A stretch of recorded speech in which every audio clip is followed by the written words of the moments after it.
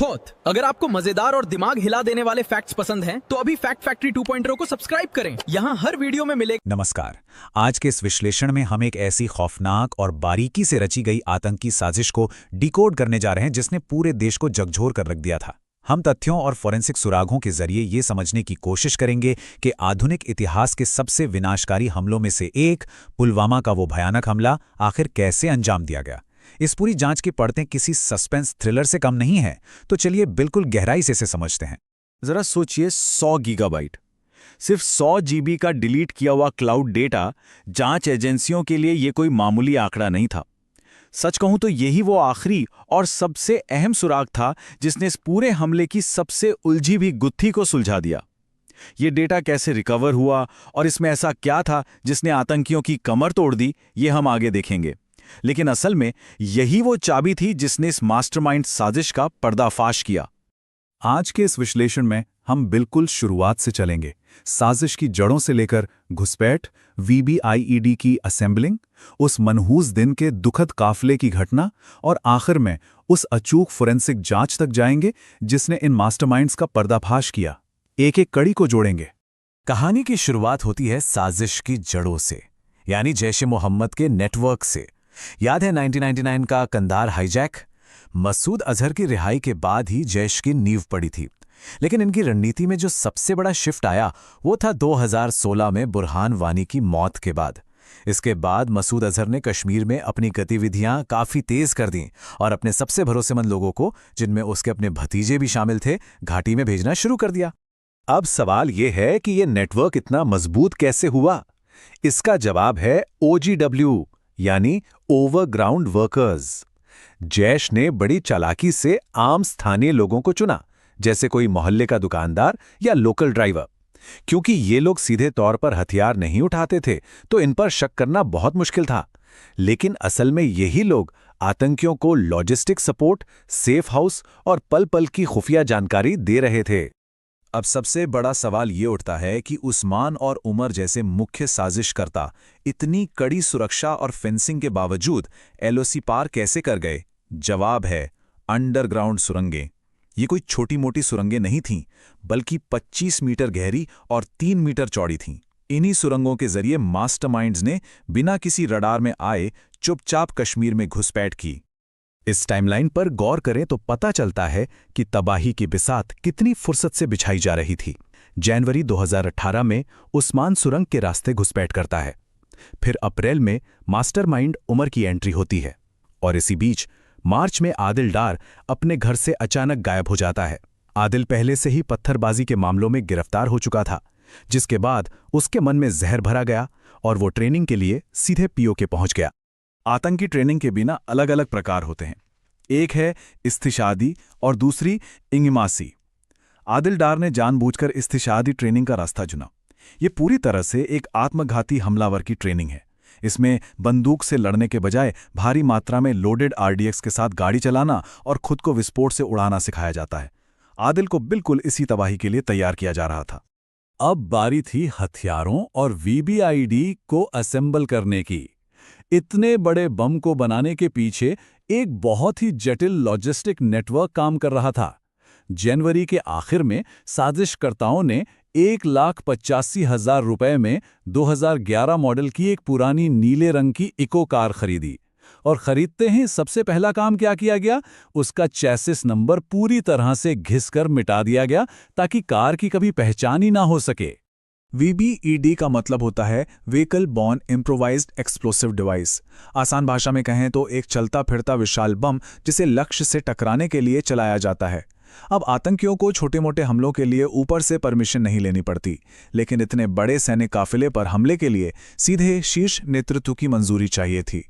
इस पूरी साजिश के लिए अलाइड और मीज़ान बैंक के खातों के जरिए हवाला के रास्ते 10 लाख रुपए मास्टरमाइंड उमर तक पहुंचाए गए थे। और इस बम को बनाने का सामान सुनकर सच में रोंगटे खड़े हो जाते हैं। शाकिर बशीर की फर्नीचर की दुकान की छत पर यह सब इकट्ठा किया जा रहा था।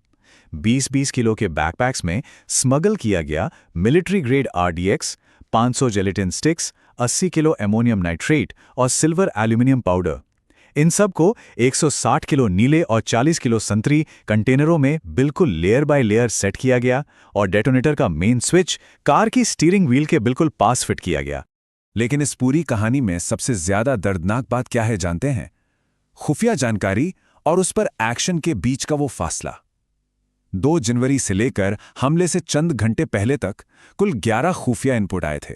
इम्पेंडिंग डेंजर नाम की रिपोर्ट से लेकर 20 आतंकियों के अवंतीपुरा पहुंचने तक की सटीक सूचना थी। यहां तक कि हमले से कुछ घंटे पहले भी एक चेतावनी मिली थी। लेकिन अफसोस, इन टुकड़ों को समय रहते एक साथ जोड़ा नहीं जा सका। और फिर आता है वो मनहूस दिन, 14 फरवरी 2019। उस दिन सीआरपीएफ के उस काफिले का आकार सामान्य से कहीं ज्यादा बड़ा था। कुल 78 बसें और 2547 जवान। ऐसा इसलिए हुआ क्योंकि भारी बर्फबारी के कारण हाईवे कई दिनों से ब्लॉक था। 13 फरवरी को जब रास्ता खुला तो जवानों का बैकलॉग इतना ज्यादा था कि इतनी बड़ी संख्या में उन्हें एक साथ सड़क मार्ग से ही भेजना पड़ा। इसी काफिले में थी बस नंबर 5, जो एक नॉन बुलेट प्रूफ गाड़ी थी। भीड़ ज्यादा होने की वजह से इसे आखिरी वक्त में काफिले में जोड़ा गया था। इसी बस के इर्द गिर्द कुछ हैरान करने वाले संयोग भी हुए।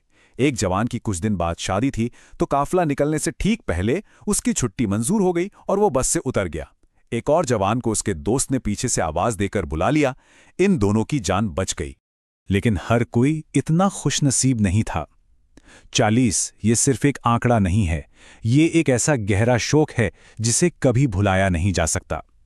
जब वो विस्फोटकों से भरी कार माइलस्टोन 272 पर बस नंबर 5 से टकराई तो धमाके की आवाज 10 किलोमीटर दूर तक सुनी गई। 39 सीआरपीएफ जवान और एक एएसआई मोहनलाल, जिन्होंने उस तेज रफ्तार कार को सीटी बजाकर रोकने की कोशिश की थी, उसी वक्त वीरगति को प्राप्त हो गए। इस धमाके के बाद घटनास्थल पर कुछ भी साबुत नहीं बचा था। ऐसे में एनआईए के आईपीएस अधिकारी राकेश बलवाल और उनकी टीम के सामने एक नामुमकिन सी चुनौती थी। सुराग बिल्कुल शून्य थे, लेकिन यहीं से शुरुआत होती है उस फॉरेंसिक जांच की जिसने इस केस की पूरी तस्वीर साफ कर दी। मास्टरमाइंड्स ने सुराग मिटाने की अपनी तरफ से पूरी कोशिश की थी, लेकिन विज्ञान से कुछ नहीं छुपता। एफबीआई की मदद से हमले का दावा करने वाले वीडियो का आईपी एड्रेस मुजफ्फराबाद ट्रेस हो गया। मारुति के टेक्निकल एक्सपर्ट्स ने जले हुए क्रैंकशाफ्ट के इंजन नंबर को डिकोड करके कार के सभी 7 मालिकों का पता लगा लिया। और तो और, घटनास्थल से 250 मीटर दूर बर्फ में एक चाबी मिली जिस पर 12061 लिखा था, और वहीं मिले हड्डी के टुकड़ों का डीएनए आदिल के पिता से पूरी तरह मैच कर गया। कड़ियां जुड़ रही थीं। और अब बात करते हैं उस अजीब सी गलती की जिसने मास्टरमाइंड उमर को फंसा दिया। उसने काफी समय पहले एक पुलिस अधिकारी को एक धमकी भरा मैसेज भेजा था। हाय जानू, मैं तुम्हारे घर आकर तुम्हें मार दूंगा। पुलिस ने तुरंत इस नंबर को सर्वेलांस पर डाल दिया था। हमले के बाद जैसे ही उमर ने ये पुराना नंबर दोबारा ऑन किया, साइबर सेल में अलार्म बज गया। तुरंत लोकेशन ट्रेस हुई और एक एनकाउंटर में उसे मार गिराया गया। उमर तो मारा गया, लेकिन मरने से पहले उसने अपने सारे फोन तोड़ दिए थे। पर जब इन टूटे हुए फोन्स को CERTN के फॉरेंसिक एक्सपर्ट्स के पास भेजा गया तो उन्होंने कमाल कर दिया। उन्होंने 100 GB का वो डिलीट हो चुका क्लाउड डेटा रिकवर कर लिया। इसमें बम बनाने की तस्वीरें, वॉइस नोट्स और उमर की कुछ निजी तस्वीरें भी थीं।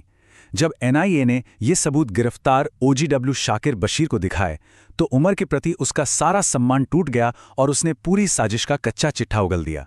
13,800 पन्नों की उस बारीक चार्जशीट ने इस पूरी साजिश के एक एक मोहरे को तो बेनकाब कर दिया, लेकिन यह विश्लेषण हमारे सामने एक बहुत बड़ा सवाल छोड़ जाता है।